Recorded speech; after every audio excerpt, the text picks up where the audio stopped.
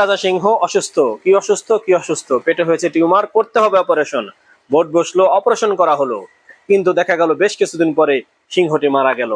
মরে যাওয়ার পরে গবেষণা হলো কেন অপারেশনের পরে সিংহ মারা গেল। যখন যাচাই বাছাই করে দেখা হলো যে অপারেশনের পরে সেলাই করার আগে সিংহের পেটের ভিতরে রেখে দেওয়া ছিল কেচি, আর সেই কেচির আঘাতে সিংহের নাড়ি ভুঁড়ি হয়ে গেছিল ক্ষত বিক্ষত, যার কারণে মারা গিয়েছিল সিংহ। ঠিক দেশে স্বৈরাচার ছিল টিউমার, অপারেশনের পরে এই স্বৈরাচারের দোসর, স্বৈরাচারের সহযোগী যারা স্বৈরাচারকে ফিরিয়ে আনতে প্রস্তুত, তাদেরকে বাংলাদেশে রেখেই বাংলাদেশের উন্নয়ন কার্য পরিচালনা করতে চেয়েছিল সরকার, যার কারণে প্রত্যেকটা পদে পদে মাসুল দিতে হচ্ছে জীবন। এভাবে কতদিন যদি ওই কাজে বের না করা হয়, এভাবে দেশের প্রত্যেকটি নারী ভুঁড়ি কেটে যাবে, দেশটা ধ্বংস হয়ে যাবে, দেশটা হয়ে যাবে কোনো মরুভূমি অথবা কোনো জঙ্গল, যেই জঙ্গলে শুধু থাকবে হায়না, অমানুষ, কোনো মানুষ থাকতে পারবে না।